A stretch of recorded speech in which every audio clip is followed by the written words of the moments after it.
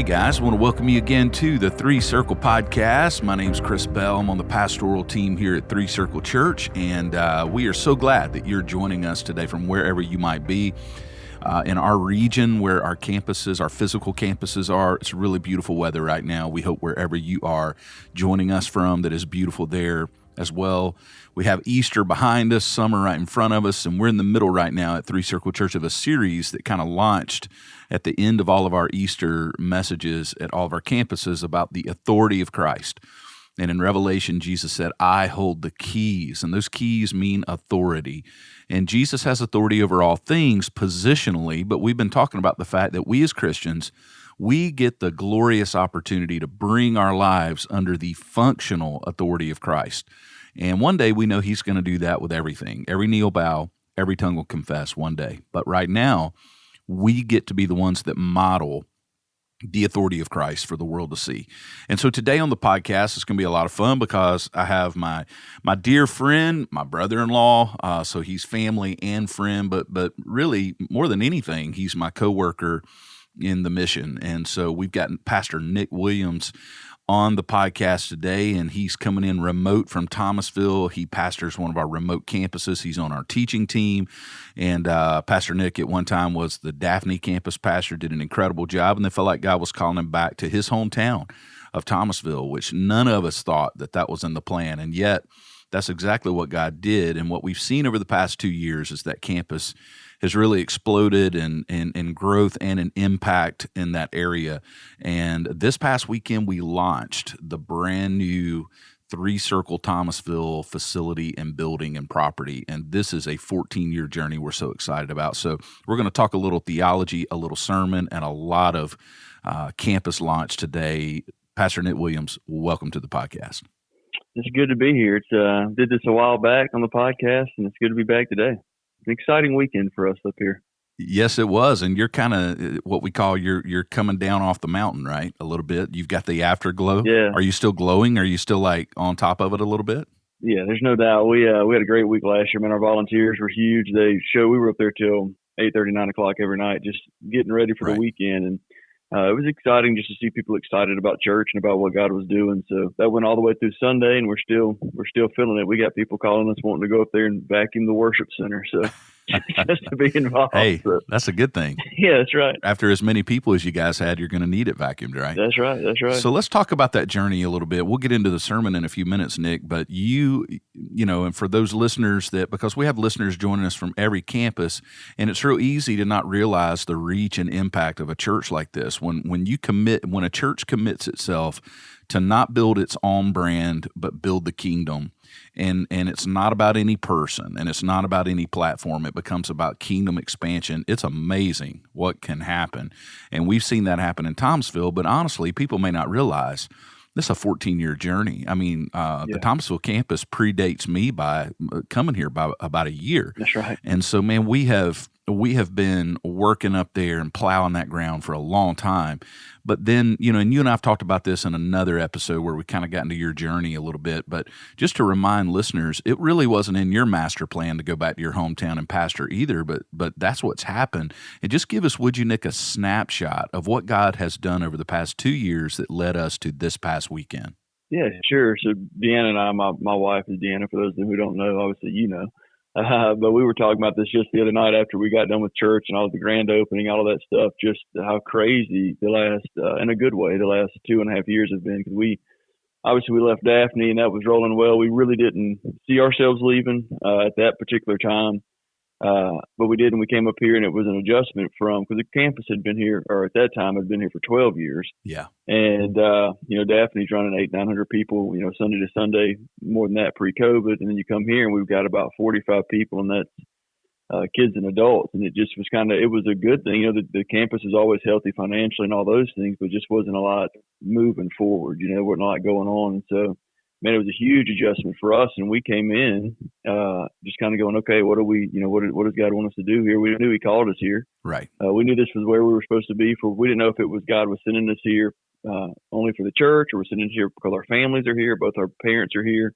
And so we didn't really know why God was sending us here, the big picture. And over the last 2 years, he's just continued to reveal that to us as things have started going. And we had we've been here for about a year and a half back in the fall, and it was a hard year and a half because we were just trying to get things moving and get in the community. We kind of took a shotgun approach as far as getting out and letting people know who we are. Because even though we've been here for 14 years, we hadn't done a ton of outreach on a large scale. And would you say, Nick, that the overall, impression from the community, it wasn't necessarily negative, but you wouldn't say it was overwhelmingly positive either. It was kind of like these, for lack of a better way to say it, the weird church down in the industrial area. You know what I mean? Yeah, that's right. And it's, you take a rural context where people are used to church buildings. They're used to you tagging your denomination in the name, all that stuff. And we're this church that is on Industrial Drive. It's off of the main road. It's in a storefront, which is strange in our context.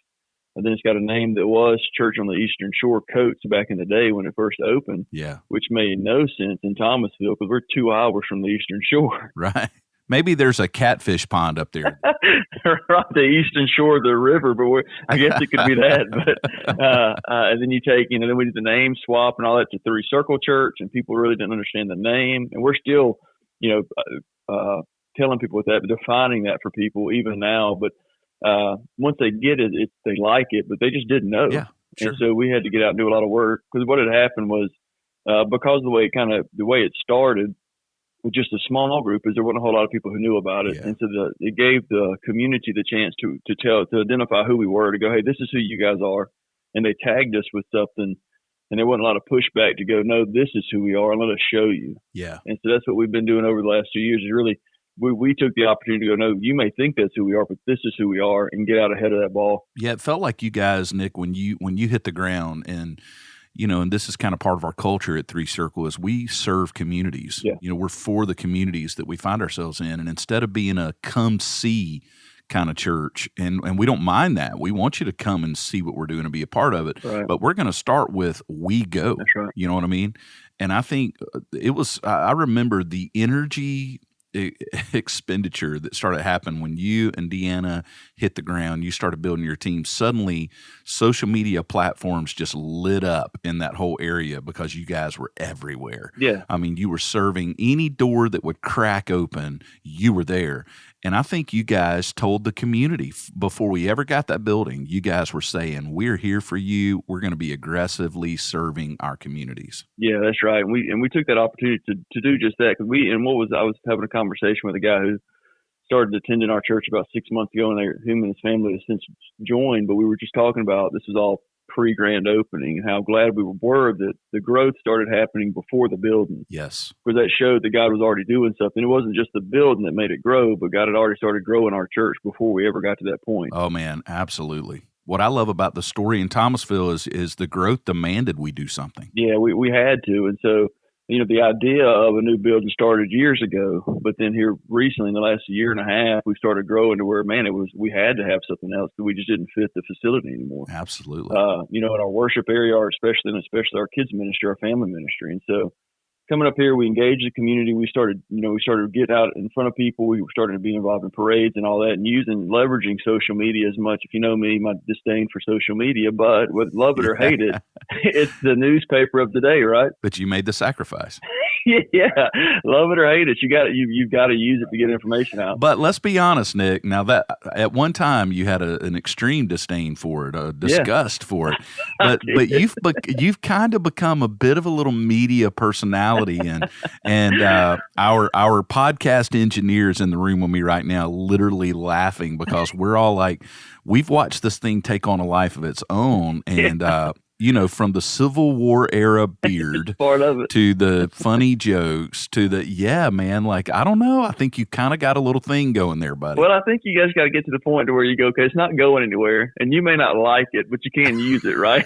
so you might as well take advantage of it. So you've embraced it.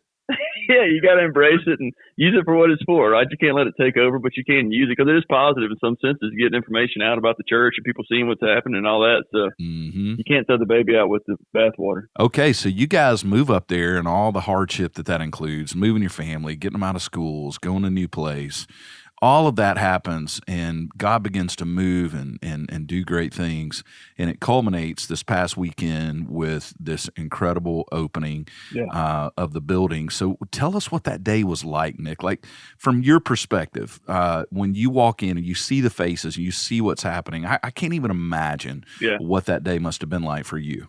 Yeah, and for Deanna and I, it went back almost 8 years because, you know, in our journey, there was when we were in Tuscaloosa, we were looking at God. We felt like God was calling us back to Thomasville, which ultimately led us to Daphne, which ultimately led us to here. But there was a critical point when I was working in Tuscaloosa with the job that I loved, that I'd already put in my resignation. I'd already done all that, made the plans to move, and my boss, a week before I left, said, "Hey, I'll give you $10,000 to stay." And that was hard to give up at that time because we thought, man, $10,000, that's huge. That'll make a huge difference in our life. Yeah. And that was the start that day. If I stayed, I'd get 10 grand, right? So after this weekend, and we got home and we were kind of unpacking it, just talking, I said, can you imagine what we would have missed had we taken $10,000 8 years ago? Wow. And not walked this out with God? We would have missed this grand opening. We would have missed the salvations we've seen. We would have missed the 6 baptisms that day. Everything that God's doing. Yeah. If the Holy Spirit wouldn't have led us to just keep pushing and going, trust me, and we wouldn't have walked that out, we'd been stuck and never seen all the great things that he did at Daphne, that he did here, all that, you know. And so it's so pivotal. What a story, man. So pivotal. That's not a word. Pivotal. That we follow those things. Pivotal. Right? You got it. Pivotal. And walk those things out, even when we can't see them. You know, some words are hard. Go ahead. I find the word rural to be the bane of my existence. I'm a communicator. I don't know that I ever say it, right? I don't ever say it. Just can't get out of my mouth fast enough, and I can't just. I try to avoid it. It's like rrr. But you know you're not getting it right. But as we look at your story, you know, I think I text you this. I remember I've had the front seat to the whole thing as your brother-in-law and just loving you and watching you make your decisions in Tuscaloosa. And then you guys, people don't know the journey, you guys buy a mobile home because that was the only step you could take at the time, and you put it on some family property in Thomasville. Yeah. And you literally are just going, I'm going to take my next step. None of it's making sense. You and I were sitting on your kind of your patio there on your mobile home in Thomasville, and we were talking ministry and all of that. And I remember just hearing your heart, hearing your calling. You had not even, you had not come on our staff at Three Circle at the time. That's right. And I just think you go from that spot to walking in that building and seeing over 300 people and all that God has done. And you just go, man, this is a story of God's faithfulness. This is not a story of a big church that did something great. No, this is a story of God and His hand and His sovereignty and His faithfulness. Yeah, that's exactly right. You forget it in the day-to-day, you forget it.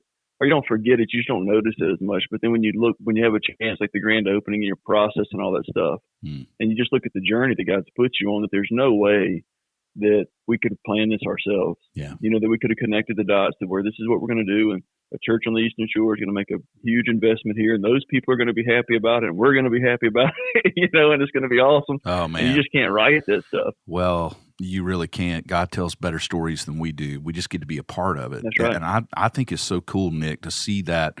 You just mentioned it. It's very collaborative. Yeah. And that's the beauty of being a church like ours, is that we're able to leverage all of our gifts and talents and resources and all of it to make a difference. And to me, Thomasville is a huge picture of that, of a church saying, we're all in. We're going to keep going all in. Yeah. And it all culminated with that. It's shared resources, because as and people may not realize, tons of people from Baldwin County were headed to Thomasville all week long, right? Yeah. Just working last week to help make that happen alongside your folks. And that's the stuff that makes it so valuable. Is it's the resources, it's the people that, there's no way that our staff of full-time 3, and we got a, part-time person as well, that we could have executed what we did. But because of the resources and the vision of it's bigger than just one church, right? We're one church, multiple locations. And man, it makes things possible that you couldn't. It's collaborative, right? And so you couldn't do it on your own. Nobody could. Yeah, absolutely. But because of the different talents and gifts and all those things, we can put it together, and it's amazing. Yeah, it's pretty cool. I also love, and again, I'm not knocking how others.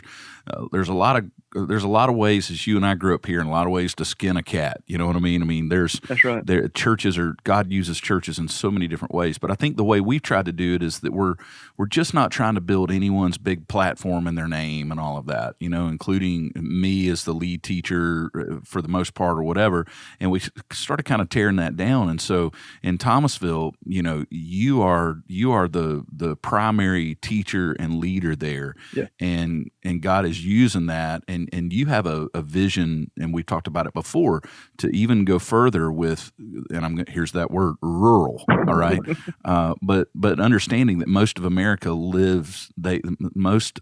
still lives in Thomasville and places and areas like that. Yep. You've got a massive heart to not just we want to see replicated, and our name doesn't have to be on it. I think what we want to do is help other churches and other towns like Thomasville stop just sitting back, but become aggressive, serve the community for the kingdom, right? Yeah, that's right. And to your point, most of Americans live in places just like this, give or take, a couple thousand people. Mm-hmm. But it's exciting to see, and I've had buddies text me that now, like one of them's on staff at a big church in Louisiana, and others that are, gone into other things in church world that don't live here anymore, and they're just excited about people having the opportunity to do church in a different way.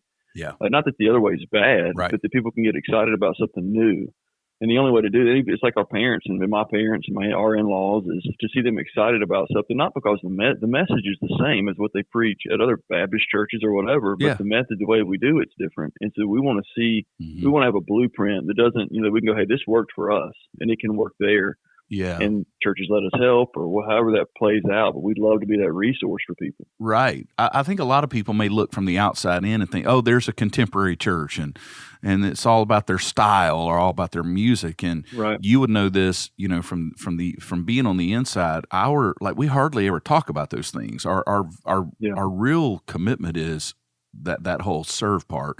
We're going to aggressively serve our communities. We're going to aggressively evangelize, and we're not ashamed of the gospel. Yeah. But as a teacher, talk to us for a minute about your experience over the years of coming into an environment like this where people may not realize how aggressive and committed we are theologically to how we teach and how important getting that right is. And, I'm not going to put the words in your mouth. Tell me what you've experienced as a teacher developing in this culture and now being a primary, preacher for that church. Yeah, it's been huge because when I first came on staff, I wasn't sure. I knew God called me to ministry, but I didn't know what that looked like because there's so many different seats on the bus now that you can be in ministry. It's not just preaching. You can do a lot of support work. You can do all kind of stuff. Yeah. And so I didn't know what that looked like. And so I came in going thinking that I would be like a financial guy because I've got a degree from Bama in finance or something like that. But the more that I was in the meetings, the more that I was around, the more that I taught, the more that I fell in love with it and really just had a desire to teach. And so what was great with being at Three Circle, because, people think that you've got to go to seminary. Seminary is great and we should all further our education, right? But what's great for me is that I'm a learner anyway. Yes. And so I love to read. And that's what I try to tell guys that are here, because in our context, we have a bunch of bivocational guys, a bunch of guys that fill in on the weekends. And a lot of times they think I got to go to seminary, which would be good if they can afford it, but not everybody can afford it. But we can all afford a book, right? You can buy 1 or 2 books a month at $15 and read and learn. That's right. And that's what I tried. And that's what was good coming on at Three Circle, is that we do have a high standard of continuing education, whether it's at a seminary or whether it's reading and studying on your own or both. Yes. And is that continuing to learn, because so often they get, even by guys that attend, certain places, they get out, they never read another book. Well, that's not healthy either. Correct. Because then you're just kind of walking it out. But just the commitment to the scripture, the commitment to really the context, it is in it, not just snatch things out of their context. Yes. To actually study the meaning behind it. All of that was huge for me, and just being able to develop in what it looks like to really preach a full sermon that's deep and wide. Because you want it to be applicable to people in the room, but you also want it to be deep enough to where they understand what they're talking about and what we're trying to tell them.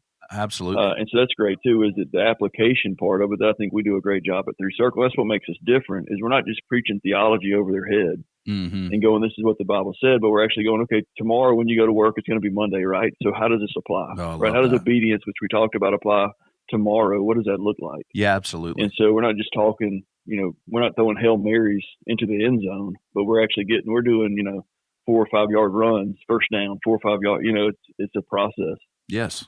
Move the needle. That's right. Wow, I love that. And if we as an offense run the clock, then we win the game. Yeah, absolutely. Yeah, I love that, man. Tell us how, because I remember a long time ago, one of my mentors said the best way to learn the Bible is to teach it. Yeah. Because there's something about, and you know this now, because there's one thing to teach a few times a year. There's one thing to teach every few months and go out there and get ready for it. You start cranking out material and content week after week, and that thing is staring at you. You walk off stage on Sunday, and Monday, here's another one staring at you.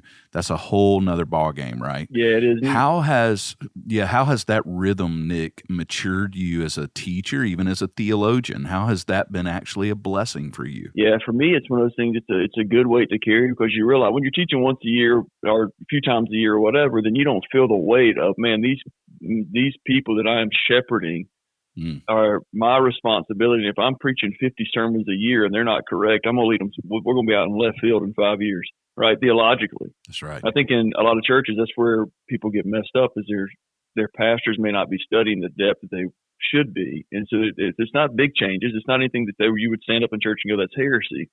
But it's little things that over time, over 50 sermons in a year, where there's little things that aren't accurate, lead them way out in left field. Oh man, that's so good. And so for me, it's the good weight and pressure that we have as pastors preaching like we do, to get in the text, and before we ever get on stage, we understand it and we know it's accurate.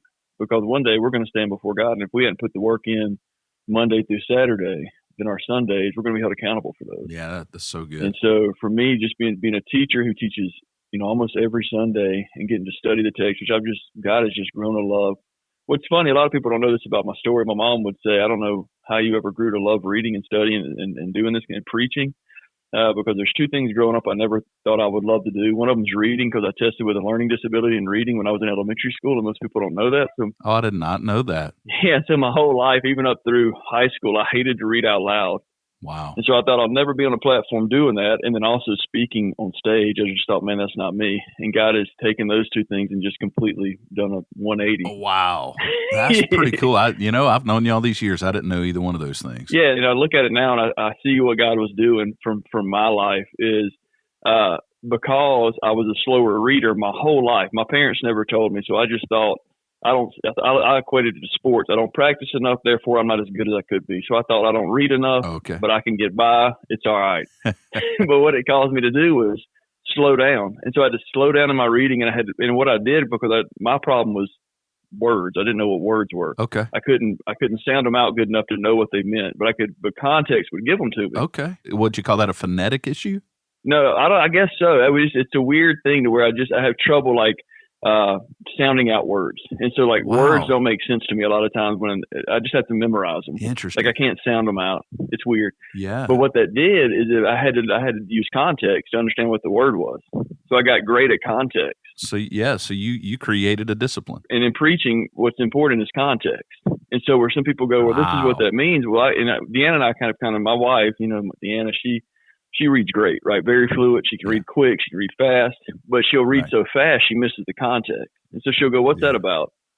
Well, my brain's been trained my whole life to slow down and actually pull the context out so I know what they're talking about, even if I miss a word. Wow, that's really good, man. All these years I did not know this, and it's so cool. Yeah. So now in preaching, I can read a verse and go, well, I know the context there because my brain has been wired to get the context first. You think that way. Yeah, it's been cool to watch that kind of play out and go, oh, now it makes sense what God was doing. Wow. Tell me this, Nick, as you've lived in this world for a couple of years now of the pretty much weekly rhythm of being a teacher, it begins to kind of frame your life up a little bit. Yeah. And the way I think about it is I observe the world. I live and observe and listen and see sermonically. Yeah. By that, I mean everything I'm doing is dropping into some kind of mental, spiritual box that I'm thinking that way, that I think, man, this is shaping everything I do. And I begin to see the world, frankly, through things I'm teaching. Yeah. And I would say that as being and thinking sermonically. Do you find yourself doing the same thing? Oh yeah, I think you almost can't put it down. You take it serious, and we have to have most of our stuff turned in by Wednesday, but then Thursday, Friday, and Saturday, I'm still thinking through what I'm teaching. Totally. And so everything goes to that filter to go, man, that's a great example, or that's what we're missing, or that's what I need to hit, because I see my people doing it. The end of the week, I go, man, that's what we're hitting, or miss what we're missing. And so I don't think you can help but see through or think through that filter. Yeah, and what kills you is that sometimes you turn in all your stuff, and then the best thing ever drops into your lap. You're like, I got to fit that in. I've got to fit that in somehow. You know, when people ask me, Nick, you get asked this, you will too over the years. How long does it take you to prepare a sermon? And I'm going to be honest with you, I have no idea, because I know what I do. I know my process. We all have, we've kind of built some, we talk about a lot as communicators, our rhythms and how the things we know we have to do, but then it becomes a very personal process for people. You process differently than I do, and the next guy will as well. Right. But for me, I know, I've got I need about 4 hours. I've learned that I need 4-hour blocks of time, and I need several of them every week that's just non-interrupted, because once I get down into the mental cave, I need to stay there, and I have found that about 4 hours is as long as I can stay there, and then I need to come up for air. I need to go do something, and so that's kind of how I plan my life. But honestly, like you said I never put it down. Yeah. I'm telling you, man, I am thinking about 4 or 5 teachings and sermons. They're just always rolling, always. Yeah, and even when you're not, like I was out on the porch this morning, on our porch reading something that was about Nimrod in the Old Testament, right, in Genesis. Yeah. But then my sermon was going in the back of my mind.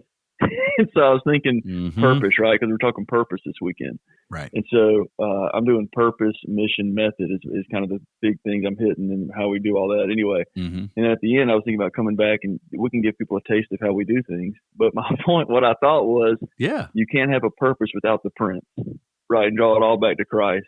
Yeah, that's good. And so, just thinking through that, so that's the way my brain works. Is stuff I'll be thinking about something else, and it'll just hit me, like the majesty and the mundane. I'm just driving home thinking, it just hits you. Yeah. And I'll either use my phone, or I keep a notepad. Some of you probably seen it and laughed about it in my pocket, so I can just write that stuff down, because sometimes I'll forget it. Yeah, I use the voice app a ton wherever I am, whatever I'm doing. But speaking of that, it's one of my favorite phrases, and I think that you, over the years, as I've watched you develop as a communicator, we all bring who we are to the table, because it's like even the Bible.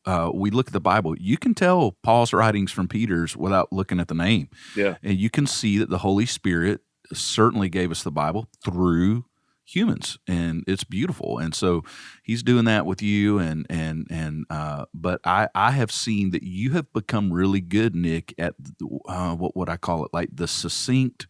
It just cuts through kind of phrases, and you'll do that sometimes. And when you rolled that majesty and the mundane thing out, I thought that is so sticky.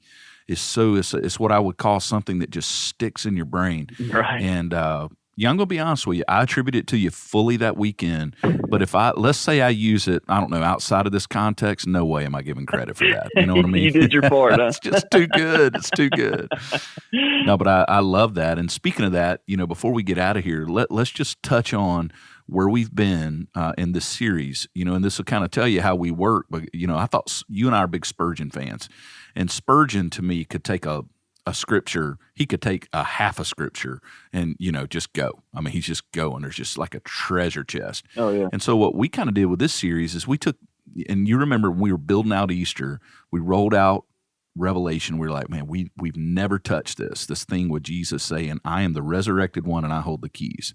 And then you get under the hood of that and we're like, man, that's the authority of Christ. He's saying, I own the place. I own the universe.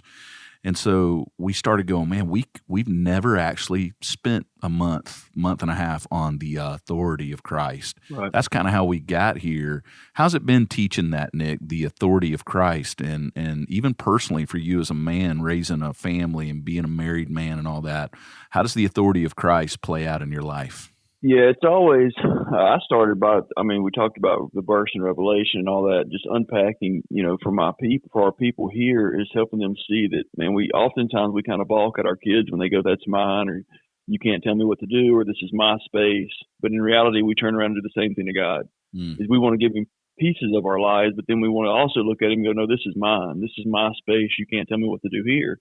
And what this whole series has helped us do, even us as pastors and communicators, but our people as well, hopefully they've seen it, I think they have here, is that Christ takes all that and goes, no, it's mine. Just like a dad says a kid is, no, actually, I bought all this with my life. And if you're going to surrender your life to me, then it's all mine. and just helping see that it flows. Christ doesn't. He's not like a oil floating on water, right? Like he mixes in completely. And he's like the Kool-Aid when you stir it up, right? It might be powder on the top, but you stir it up and it goes everywhere. And the whole picture is changes colors, and that's the way it ought to be. I might use that this weekend. I just thought of that. There you go. Sermonically, we're sermonically having a podcast, right? But how Christ, he's like when we stir up that lemonade, it goes throughout the whole thing, right? And he takes on the different colors. That's how our life ought to be. Absolutely. There's no part of our life that he doesn't influence and have authority over. So it's been good for me to study. It's been good for our people to hear, and the weekly application of each point has been really good. What do you think the difference, because obviously Jesus already has, and I'm calling it positional authority. Right. He has positional authority over everything. There's nothing out from under that. But you look around the world and you clearly see, Nick, every day, people living out from under that authority, doing their own thing. And the way, you go, well, what gives? He's either in authority or not. And I think the difference is there's positional and functional. Right. And, we live in the in-between. We live in a time where, he is positionally over all things. That future day where every knee bows, every tongue confesses, that's when everything is going to functionally bow to him. But right now, Christians are called to model for the world what it looks like to live under the authority of Christ. That's why it becomes so crucial that our homes, our churches, our lives, and Nick, do you find, especially in our context at times, that we pastor people who sometimes would rather kind of point our finger at the culture in the world rather than look under the hood of our own lives? Yeah, there's no doubt that I think a lot of we try to build these walls around ourselves that make us feel better. That, hey, we're, and the surface level stuff that's easy to, words are easy to say, action's harder to do. So it's easy to say a bunch of things and quote scripture and point at other people. But then to your point, we don't look under the hood of our own lives, at our actual actions, see how those things are playing out and go, man, there's things I haven't given over. Just because they can't see them in public doesn't mean that I don't have Jesus authority issues. Yeah. Right. Or the lack thereof. Well, we all do at some level, don't we? Yeah, we all do, and I think it ebbs and flows, right? At different points in our lives, we're given more than we normally do, but then we'll seize back up, and whether God's calling us to do something and it's fear-based or anxiety-based, and we go, man, I've got to take over this stuff because He's making me do some hard things. When in reality, we should be pushing into those moments and going, no, just leaning take in. it. Yeah, take it like this is yours. And because it goes back to kind of that $10,000 I was offered, I wanted to seize up and take the money and run, and stay there. But if I wouldn't have pushed into it and go, no, I've said I trust you, therefore I trust you. Yeah. Then here it is. And so one of my points was with what we talked about last week, obedience, is that we have to hear, we have to trust, and then we surrender. Mm-hmm. And most of us stop at hearing, and that's all we want to do. And then we never trust it. And then a lot of us aren't going to surrender to it because we don't surrender to something we don't ultimately trust. That's good. And so in order to be people who actually live it out, we have to hear it, because James tells us not to be hearers of the word only, but doers. So we have to trust it. But in order to trust it, we gotta actually believe Jesus is telling the truth, and the Scripture is. And then once we do that, we can actually surrender to it and live out our lives. Yeah. But most of us just hear it, and then it goes out one ear, or in one ear and out the other. Yeah, and it was meant to come from the inside of us and then come out in our actions, right? Our lives, our strength. That's right. We surrender to it, and then when we finally surrender to it, we start living that stuff out. Yeah, so good, man. Nick, it's always such a great conversation with you. We could talk for hours about this stuff, but we all are celebrating what's happening in Thomasville. Oh, yeah. And what's to come. We definitely don't want to see it as, we finished the race. No, to us, we just started. Like, this is a new this is a new chapter being written, and can't wait to see all God's going to do. Man, thank you for modeling for our people, being willing to obey the Lord and take those risks and pour yourself into a place. I think it's a lot of folks are looking at what's happening there and hopefully being inspired by you and Deanna and your team to bloom, kind of that idea of bloom where you're planted, and don't think you got to go somewhere else. No, God can do unbelievable things right where you are. Yeah, He's giving us a mission right where we're at.